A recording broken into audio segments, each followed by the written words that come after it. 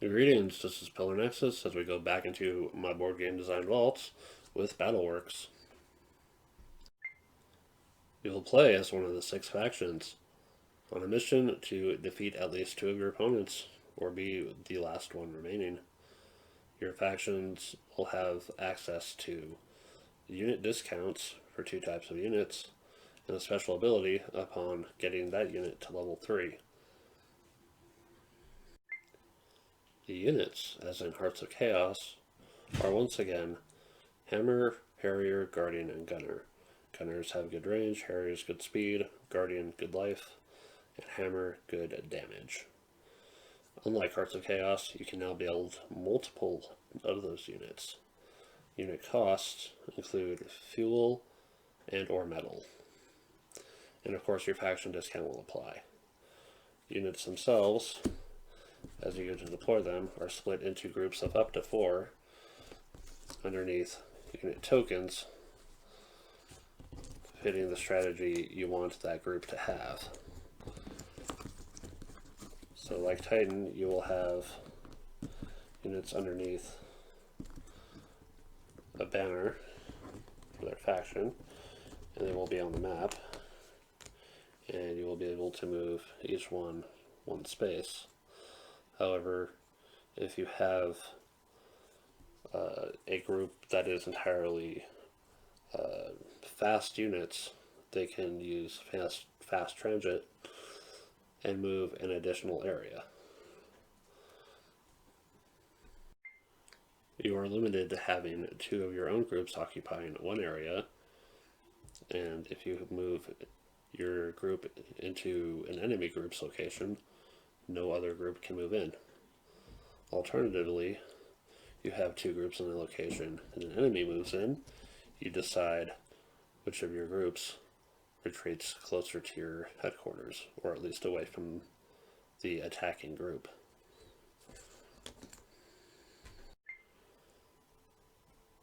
After all groups have completed their movement, battles will be resolved.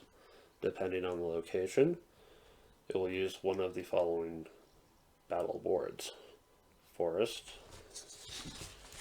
Plains, Ruins, Mountain, and Desert. At the start of the battle, before any units are deployed, we will roll to see what kind of terrain will be used, and then the terrain itself will be randomly located on the map. Then the attackers will place their units, and then the defenders will place theirs. The flow of combat is as follows. First, the attacker moves. The defending player then gets to attack. The defending player moves. The attacker attacks. And then the pressure gauge is increased by 1. Certain areas may affect pressure. For example, the forest treats all pressure values as -1. The longer the battle goes, the greater the pressure becomes, and the greater potential for units dying there is. So during a movement step, each unit can move a number of spaces equal to its value. Harriers can move up to 4 spaces. Gunners can move 2 spaces. Hammers can move 3 spaces. And Guardians can move 1 space. They are slow, but they are tough. Movement is harder through terrain occupied spaces. It takes 2 movement to enter. No one can enter blocking terrain or enemy occupied spaces. You can move through your own units, but you just cannot end your move on your own units. So after the attacking side has moved, the defending side attacks. In order to attack, the target unit must be within the unit's range. A hammer only has a range of 2. it cannot attack this turn. The gunner has a range of 5. It can reach the Harrier at least. The Guardian has a range of 3. It is just outside. And if there was a Harrier on this side, it would have a range of 4. To prepare the attack roll, you will take dice equal to the attacking unit's opportunity as the attacker. The target will take dice equal to their unit's vulnerability. Harriers have a vulnerability and opportunity of 5. Gunners 3, Guardians 2, Hammers 4. The idea is high risk for high reward, but with a high price of failure. And then we'll look at the pressure gauge, starting with the attacker and then alternating between the two for the actual attack itself. You'll either add dice if it's a plus, or subtract if it's a negative. The forest pressure value is -1, so the attacker will lose one die. And then it is entirely possible for players to obtain dice over the course of the game to hold on to use when they need to do so during a battle. These are known as A dice. No one has them at the start of the game, but at the end of this round, this player is going to get one. So you will take the dice and roll. So there's the attack roll. There's the target roll. The goal of the attacker is to try to match the numbers rolled by the defender. So here, the gunner succeeded in matching numbers from the Harrier, and each match will be inflicting damage based on the gunner's hit value, which is 3. And there's 2 hits at 3. The Harrier can only take 3 damage, so it is very, very dead. When a unit is dead, the pressure gauge drops by 1 to a minimum of the -1, and the unit goes into the dead pile for the battle. At the end of the battle, every 2 dead units will be worth 1 supply to the remaining player. Units can also retreat from battle if the situation is too hairy, and just move away from the side of the battle itself. Now, let's say that the gunner failed. They didn't match anything. The Harrier is now still alive, but now they have the opportunity to counterattack. To counterattack, the defending unit takes their dice that were not matched and rerolls them. However, the opposing unit has to be within a range. So the Harrier only has a range of 4. They couldn't counterattack from this distance, but they could if they were here. So roll and counterattack.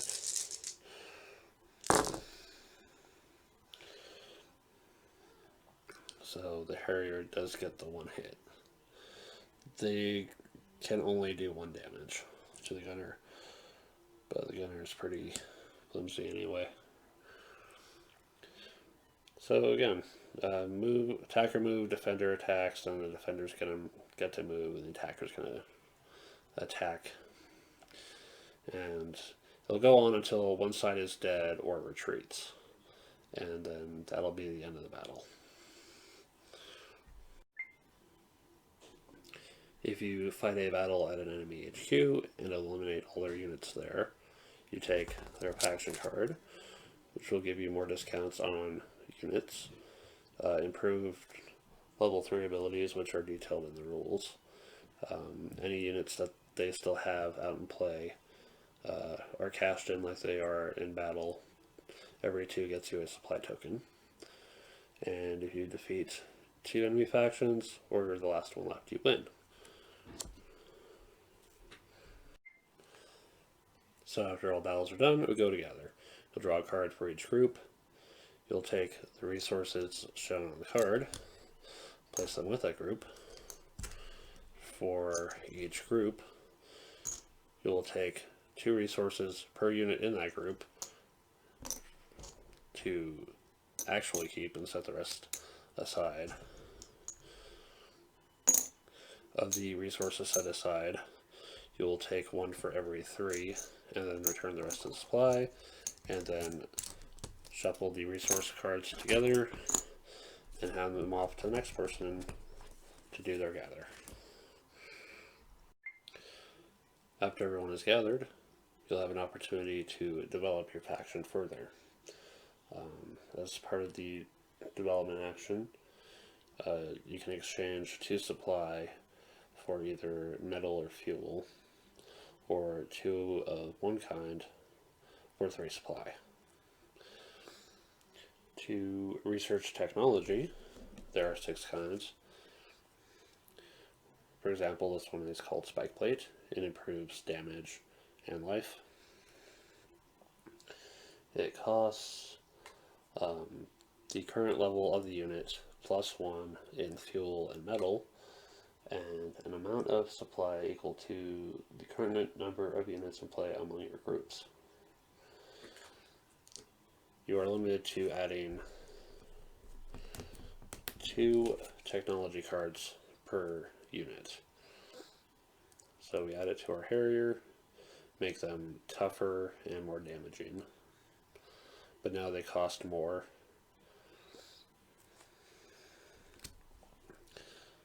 Actually buying units costs as follows: 3 fuel for Harriers, 2 fuel and a metal for a gunner, 3 metal for a guardian, or 2 metal and a fuel for hammer.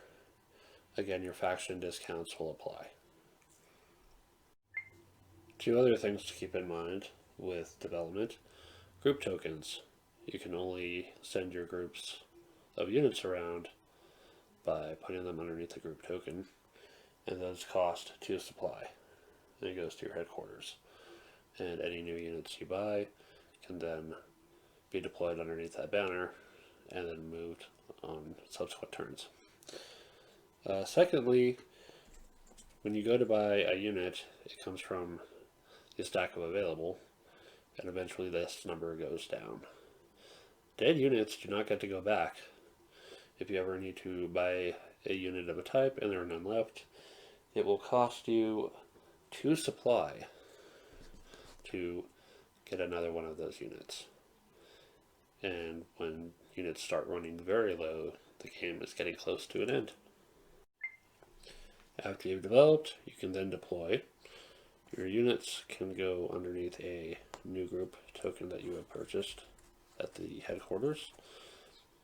It is also possible to,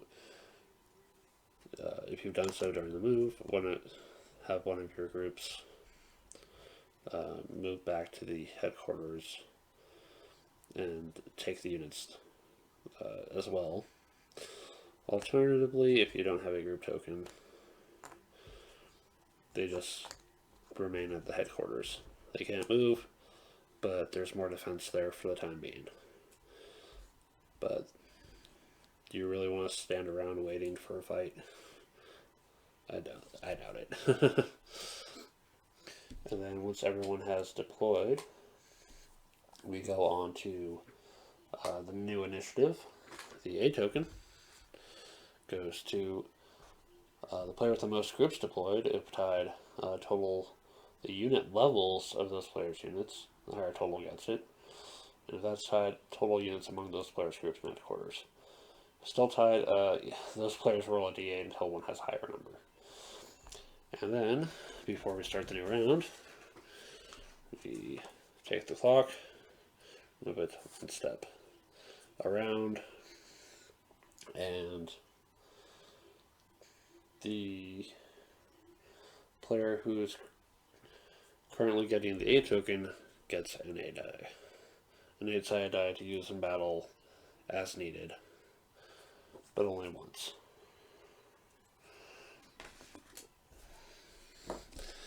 And eventually we will hit the end game. We will roll 2d8, total the top numbers of the remaining unit piles, and if this is higher, then the game ends. So currently the units are still at like 27 each, which is well over 100. So it's going to be a while before the game ends.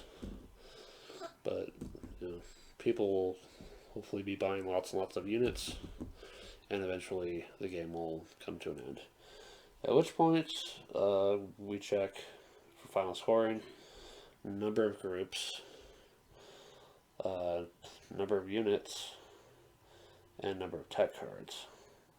And if you have an opponent's faction card, you'll add 8 to that. And highest total will win. And that is Battleworks. So influences, obviously Titan, since I mentioned it at least once before. Just having groups and never knowing what units a player has until you fight them, or you have really good memory, and exploring this great big world of terrain to fight over, and having like boards for each of them. I think there's like 11 different battle boards for Titan, which is crazy. Rest in peace, Valley Games. I wish I hadn't sold my copy of that game. And then finally, the previous version of Hazard, where I had like individual units with stats, and you could add technology to each one. That version was broken as hell, and I'm so glad I have the version of Hazard that I came up with now. I'm sure there's a lot of stuff that influenced this. But once again, there's more plains and ruins and deserts and forests and all that stuff that are kind of seen in the other battle game. The third one is going to be its own weird take. D8s, I think one of the influence for using D8s at least has been the World of Warcraft board game.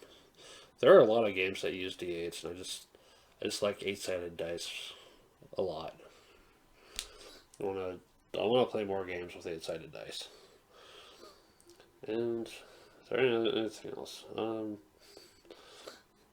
know. Just I want to play more games where you never know who you're fighting or what you're fighting until you actually hit the battle and have the experience.